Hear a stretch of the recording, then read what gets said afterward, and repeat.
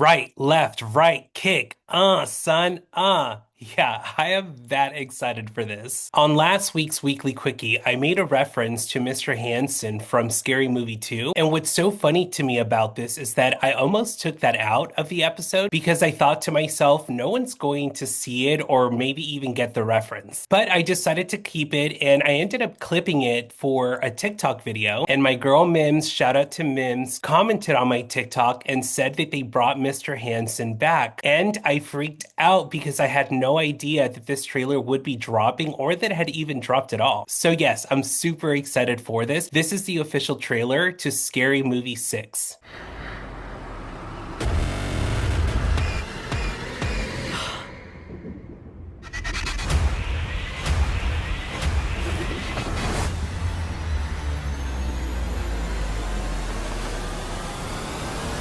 Guess who's back? Shit. Back again. My God, he stabbed her! Not her! My pronouns are they, them. He stabbed them! We back. Hell yeah. There's a serial killer on the loose. Hello, Tuesday. I have been preparing for this Tuesday. for years. Hello, Mother. Yes. You look like shit. Should we hug? I really want to, but I'm a Republican now, so I'm supposed to be racist. Oh, girl, I think all white people are racist anyway. Come here. Okay. Oh. Oh my God. Hey there, we heard tell of a Halloween party. We're here to drink, play bad music, do some half gay shit. Why just half gay? Gay Ray, hell yeah.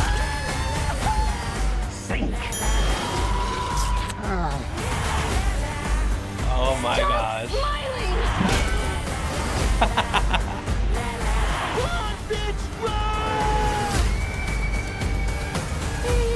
Dude. Hell yeah. Santa gave me a severed arm. Be sure to thank him. What the? Controversy, cause it feels so empty without me. Somebody help! Help! Bitch, we on break. So you handle yours. I'll be right or here. Genius. My falafel and my pork rinds. Bitch. Guess who's back?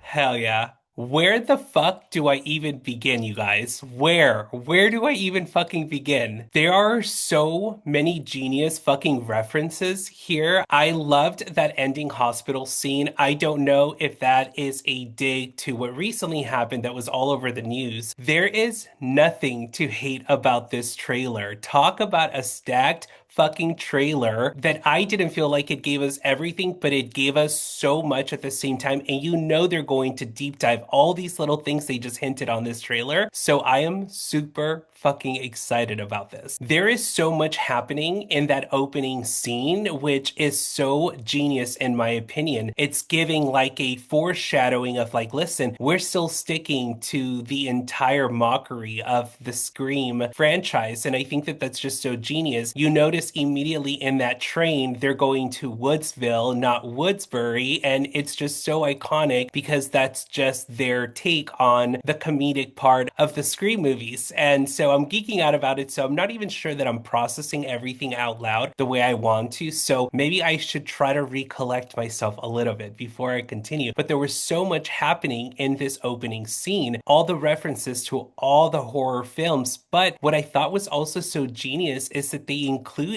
some new ones. Obviously, Megan, the most obvious one, right? But they also highlighted Hard Eyes. And I think that this is such a genius move because there's a Paramount connection, obviously. But also, could it be that they are going to be giving the reins to a new horror film, to a new scary character, if that makes any sense at all? So I'm wondering if they're going to be passing down this torch of what makes an iconic horror movie. And so it was really refreshing to see this because I feel like they're going to be giving the flowers to a lot of these movies that have happened since the last Scary Movie. So I'm super stoked about that. Another part about this opening scene that I thought was fucking genius, it's just mind blowing how good and well thought out this trailer is, because in the opening scene, they poke fun at the entire pronoun movement. But what makes this so genius is that they also later on in the trailer make fun of Republicans, a white Republican to be more specific. But if you notice in that opening scene, they are holding a protesting sign, which also tells us they're going to be poking fun at all the activism that's been happening in today's world. But what makes this full circle moment so brilliant to me is because it basically establishes that no one is fucking safe, bitch, okay? They are going to pick at everyone and everything political in this movie. And I think that's so genius, because if there's any way that we can stop a lot of this division that's happening in our world today because of the political climate, it's by poking fun at it and just making light about it. And I think that that's just so genius. And that's what comedy should be all about. I personally don't like when people are like, yeah, you can make fun of this as long as the punch and the joke is good. The joke is worth it. I think that comedy is totally a personal choice. I don't think that comedy should be geared towards what's going to hit and what's not going to hit. So the idea that people are going to be sensitive about this and say like, oh, it's not going to be okay as long as the joke is worth it, I think it's fucking bullshit. I think they're allowed to poke fun at whatever it is that they want, because that is comedy. Comedy is a very personal thing. And listen, if you're going to take offense to any of it, don't fucking watch it. It's that simple, okay? But I think that this idea that it's only okay to make fun of certain things if the joke is worth it is so fucking dumb. That's just my personal opinion. Let me know what you guys think about that for sure. I don't know that there is anyone in this entire fucking planet that is not excited about seeing Anna Faris back on screen. I am such a down bitch for Miss Forgiveness. It's more than saying sorry. I don't think there is a character that Anna Faris has ever played that I didn't fucking love. She is just genius. Her delivery is iconic. And so it is so exciting to see that they brought her back. Of course, with Regina Hall, because I mean, come on, that hug, that reunion is everything we all would have wanted if they brought this movie back. So I just think it's so amazing. When it comes to Anna Faris, specifically her character in this franchise, I want to point out that reference from the iconic scene where she is like, right, left, right, kick,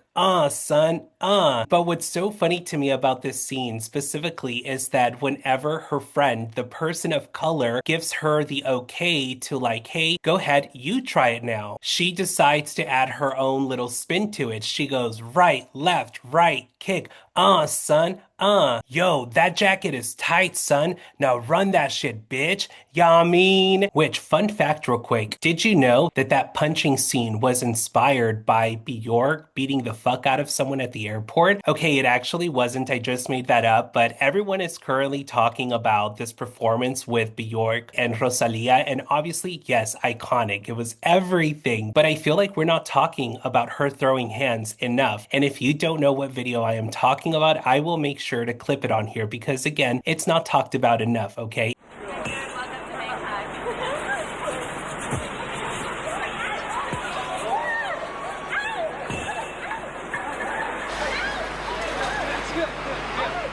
Talk about one of the most iconic scenes in pop culture history. It's BJORK throwing hands because she beat the shit out of that one reporter or paparazzi, whatever she was. And listen, I don't know what the context of that fight was. I think there were rumors that had said she had been bothering her for a while. So leading up to this, it was just a straw that broke the camel's back. But I'm just going to say this. When you watch this bitch throw hands, I am on her side, okay? I condone all the violence when it comes to BJORK, okay? So while everyone is around this hype of this performance, I just want to remind everyone that she has been that bitch, okay? And also a reminder to not ever fuck with her because she will fucking beat your ass, okay? And I love BJORK for this. So back to this movie trailer because I just made up that lie for no fucking reason. But I guess I just needed a reason to talk about BJORK for a second because whenever I think of any girl throwing hands, I think of BJORK, okay? That iconic scene is just so funny because it also played on the fact that there's always